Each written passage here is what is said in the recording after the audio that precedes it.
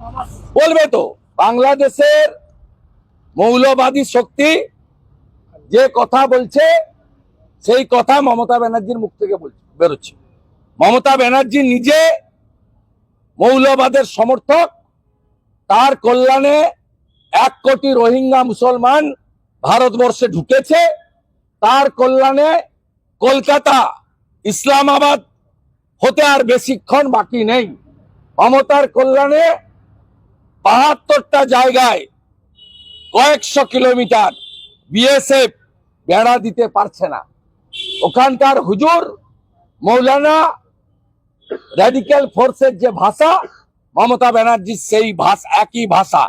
মমতা ব্যানার্জির ক্ষমতা থাকলে একটা ভিডিও ফেক প্রমাণ করে আপনি দেখান। আপনি নিজেই ফেক। আপনি যখন শুরু করেছিলেন ডক্টরেট দিয়ে, তখন জ্যোতিবাবু চ্যালেঞ্জ করেছিলেন যে এই জর্জিয়া ইউনিভার্সিটি নেই, টেলিগ্রাফে নিউজ হয়েছিল। আপনি তারপর থেকে ডক্টরেট লিখেন না। যিনি নিজেই ভুয়া, তার মুখ থেকে এই ধরনের ফেক ভুয়া এসব বেরোবে, এটা স্বাভাবিক। সিএম করার জন্য এক বাচ্চা নাবালিকা, সে এই রাজ্যে পালিয়ে এসেছে। ওপার বাংলায় ইসকন করতেন, তার বাবা মা ইসকন করতো, সেই কারণের জন্য। এর উত্তর রাধারমন দাস দেবে। সিএম বলছেন, রাধারমন দাসকে জিজ্ঞেস করুন। শ্রীলা প্রভুপদ শ্রী চৈতন্য দেব তার সংস্কৃতি যারা বদল করার চেষ্টা করছেন, এর উত্তর ওদের দিতে হবে। আমরা মানবিক কারণে আছি। পৃথিবীর হিন্দু এক হও। সরসংঘ চালক বিজয়া দশমীর সভা থেকে নাগপুরে বলেছেন, গোটা পৃথিবীর হিন্দুদের, বাংলাদেশের পীড়িত হিন্দুদের পাশে থাকার। কে ইসকন, কে রামকৃষ্ণ মিশন, কে মতুয়া, কে লোকনাথ বাবার ব্রহ্মচারী, কে ঠাকুর অনুকূল চন্দ্র, কে ভারত সেবাশ্রম, আমরা সেগুলো দেখব না। কেউ ত্রিপুরা, কেউ মারমা, কেউ চাকমা দেখব না। জনজাতি এবং সনাতনী, তার পাশে এপারের হিন্দুরা আমরা আছি। যতজন আশ্রয় চেয়েছেন আমরা আশ্রয় দিয়েছি। থাকার ব্যবস্থা, মোটা কাপড়, মোটা ভাত আমরা সমস্ত এপার থেকে আয়োজন করেছি। শুধু প্রতিবাদ নয়, আমরা যা করার আমাদের পক্ষ থেকে মানবিক কারণে করছি। প্রত্যেকটা নিপীড়িত হিন্দু বা জনজাতি বাংলাদেশ থেকে যদি সরে আসেন, পালিয়ে আসেন, আপনাদের থাকা খাওয়া জায়গা দেব।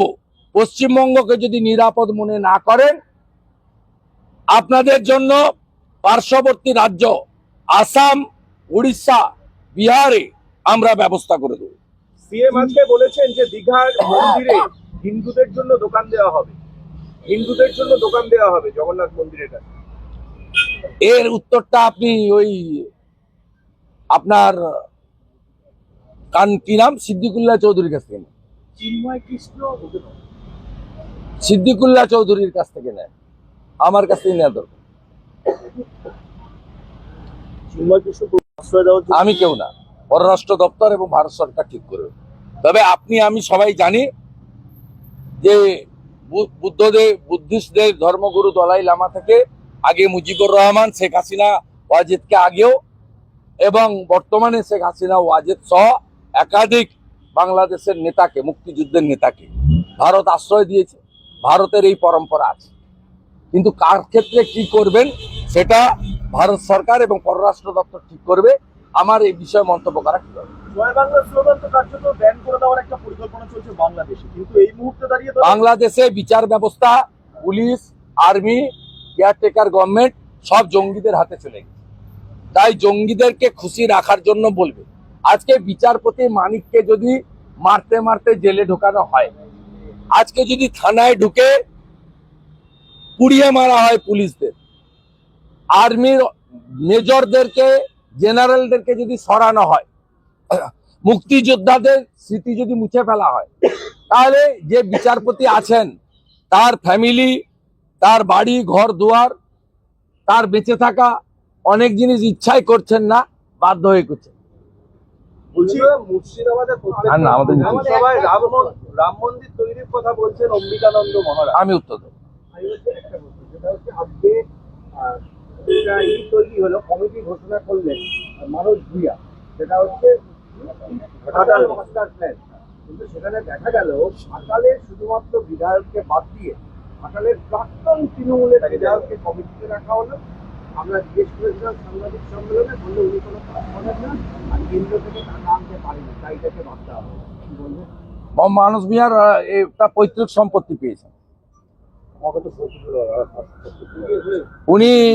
এই জন্য তো বলি বুদ্ধবাবুকে এই এই এই Mamata Banerjee and her company, ওরা আমরা বলতো না, আমরা ওরা। বুদ্ধবাবু কখন বলে ফেলেছিলেন, একটা ভদ্রলোক ছিলেন, স্লিপ অফ টাং হতে পারে বা যেভাবেই হোক উত্তেজিত হয়ে বলে ফেলেছেন, তাকে ক্যাশ করে অনেকদিন মমতা ব্যানার্জিরা খেয়েছে। আজকে শীতল কপাট নির্বাচিত বিধায়ককে বিজেপির বিধায়ক হিসেবে ট্রিট করে এই সরকার যে for the people by the people of the people মানে না, for the party by the party of the party চলে। এই কারণে 21 সালে জাতীয় মানবাধিকার কমিশন তার রিপোর্টে কলকাতা হাইকোর্টে বলেছিল পশ্চিমবঙ্গে আইনের শাসন নেই, শাসকের আইন চলে। এই ঘটনাতে আরেকবার প্রমাণ হলো। এবং এই মানস ভূঁইয়াদের পরিণতি সিপিএম এর থেকেও খারাপ হবে ভবিষ্যতে, তার নজির তারা রেখে দিয়ে গেলেন। পরিবর্তনেরও পরিবর্তন হয়, সেদিন যারা ক্ষমতায় আসবেন তারাই এই উদাহরণগুলো তুলে ধরবেন। বলছি উপরাষ্ট্রপতির উপর অনাস্থা, একই সঙ্গে দেখা মেজরিটি ইন্ডিয়ান আছে, গোহারান হারবে, আবার হারবে।